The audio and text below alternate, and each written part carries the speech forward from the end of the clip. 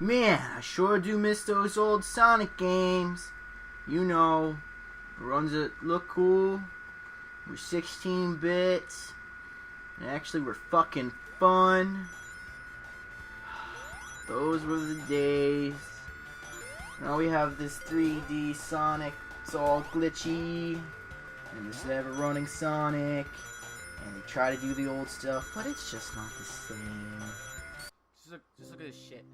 Look what they did to Sonic. They fucked him up. They fucked it up. You done fucking goofed, Sega. You done fucking goofed. Hey, what's that over there? It kinda looks like a Sonic game. Can't be. Freedom Planet is a platformer that plays a lot like, year-old Sonic games, but has a couple qualities that make it stand out from that.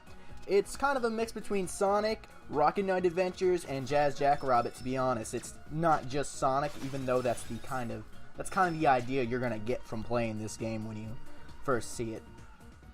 Yeah. Now, this game has two different modes for the storyline, one classic and one storyline. The storyline is fully voiced, but I'm going to stay away with that and go with the classic version, which is just level to level and boss to boss. There's no dialogue or cutscenes or any of that. And the reason why I'm doing that is because I kind of feel like the dialogue from the opening scene is a little cheesy, and I kind of just don't have time for all the cutscenes, and to be honest with you, I really don't care. It seems like they have a good storyline, and if you're into that, I say go for it. It's probably pretty good. But for this review purpose, I'm just sticking to the classic mode.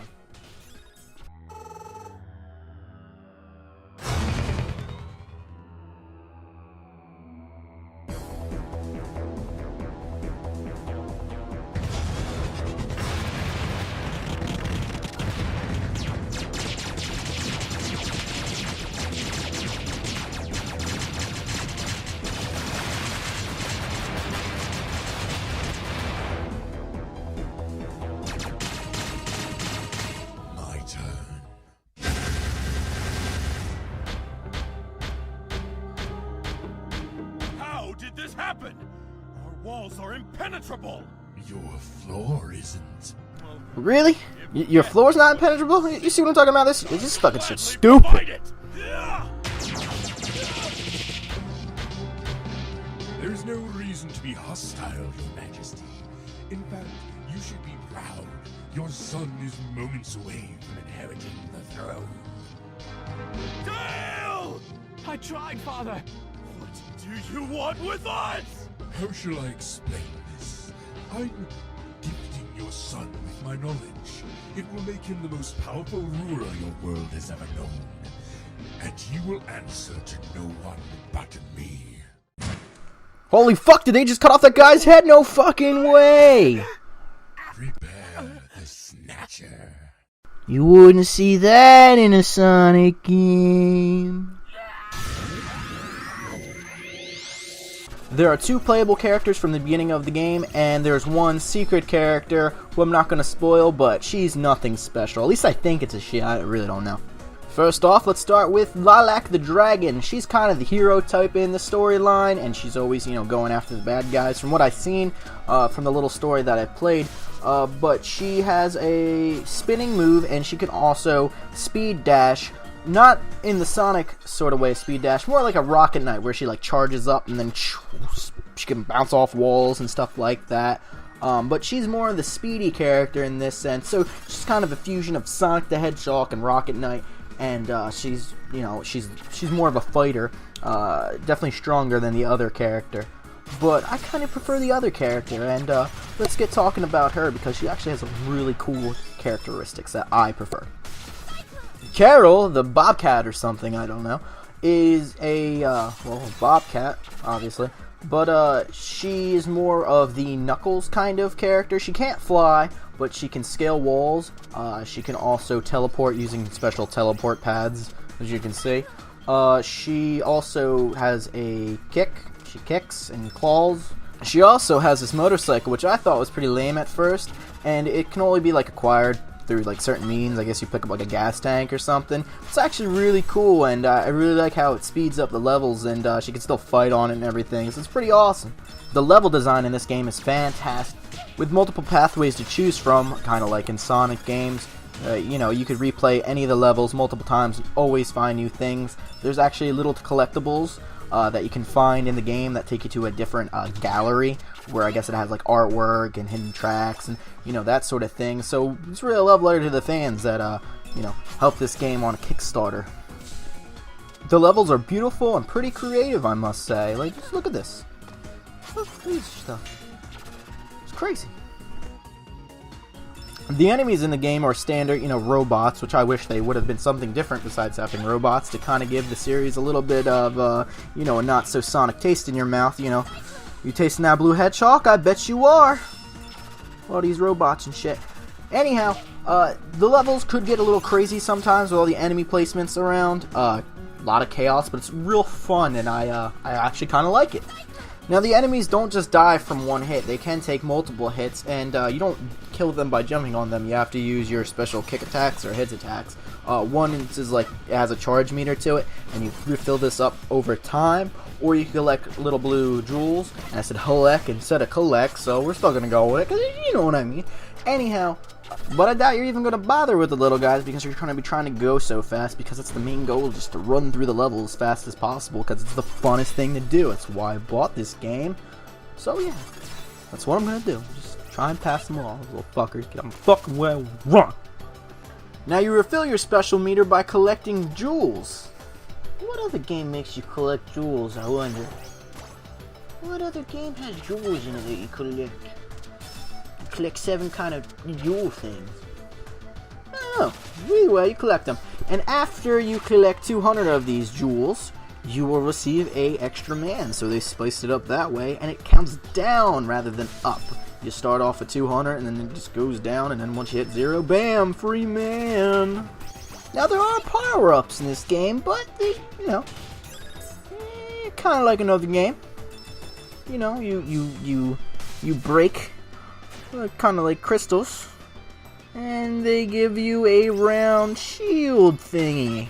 Each shield has special abilities. One of these abilities includes, you know, magnetizing the jewels. It magnetizes the jewels to you, so you don't have to like run and past them to get them. Kind of like another game.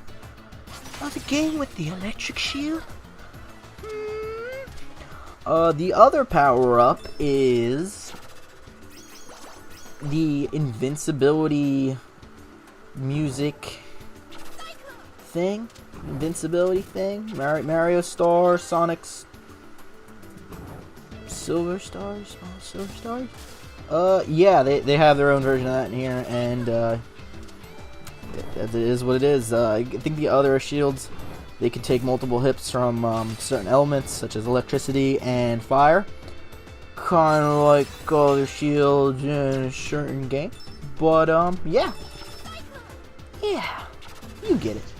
The bosses in this game, holy fuck, are some of them frustrated. They start off pretty easy, you know, typical, and then they just get ridiculously frustrating. I rage quit so many times in this game, but it's kind of the good rage quit where you have to come back to it, and after a couple while, you know, you feel good once you beat that asshole, you know? Now, most levels have a main boss and a sub-boss. The sub-boss normally happening in or around the middle of the level, so you guys can look forward to that. The middle bosses sometimes are hard, sometimes are easy.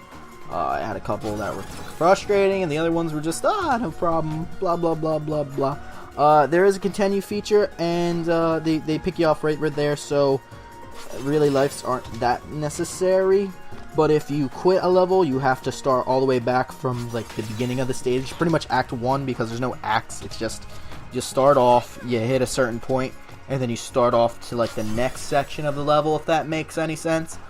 I can't think of anything to compare it to off the top of my head, but there's been other games out there that have done this method. Now, not all the bosses are robots here. Other bosses include furry characters, which means you'll be fighting against, you know, panda ninjas and stuff like that, and they're kind of pretty hard. They remind me of the battles from Sonic Adventure 2, only better. They're not as easy. They definitely have an attack pattern you can memorize, or they have their disadvantages, which, you know, after playing a while, you'll get it, and yeah. Yeah. Now, this game does have its disadvantages, one being the kind of like mix between platforming and speed, where it doesn't mix good all the way sometimes. There's a couple times where I got stuck in certain areas for longer than it should have taken. I don't believe this was my fault. It's more of a design of like the levels aspect, where they could have made it, I don't know, easier in a, I don't know, a design instead of like, it wasn't difficult or anything, it was just really stupid because I got stuck in a certain area, or you know, something like that. And sometimes like you'll get stuck not having enough momentum to get through the through the loop, or you know, just a certain section you need a lot of momentum to get through or up, which is weird. They should, I don't know, maybe speed up one of the characters, or I don't know, just I hate when you have to stop and actually do something in these sort of games, because I just really want to go through it fast in a weird way. I still want there to be good platforming and everything, but I want it all to mix well and not feel like, ugh, like I'm stuck and glue. But that happens very rarely in this game, and it shouldn't be too much of a problem. That's really the only complaint I have, other than the ridiculously hard boss. This game also has a time attack mode. Oh, also, your character does have a life bar thing in it. It's not really a life bar, but it kind of is. You collect little emblems that will regenerate your health over time, and your character can also take multiple hits, which is pretty cool. It's way better than, you know, Sonic, where you pretty much get hit twice if you don't, you know, collect any rings through that period, and you die. But in this case, no. And the swimming sections with water aren't as bad as Sonic's frustrating water levels. They're actually pretty alright. Kind of have the same mechanic, though. I think you can drown. I don't think I drowned, but I think you can. The music in this game is pretty good. I like it. I really don't have a lot to say about music, really. I really don't have any good knowledge or input, but I like it. It's not horrible. It's really good. So yeah, say that a lot. All in all, for a $15 game on Steam, it's not bad, especially if you're into those 2D platformers from the 90s. It's definitely a throwback to that old school sense, and it's definitely deserved of your money. If you're a Sonic fan, I recommend you go and buy it. If you're a Rocket Knight fan or a Jazz Jackrabbit fan, also any fan of, like, you know, 16-bit platformers, you should have a good time with this, especially if you like fast-paced platformers. Fuck. Yeah, I can't talk. But either way, you should buy it. It's a good game. It's good. Frustrating.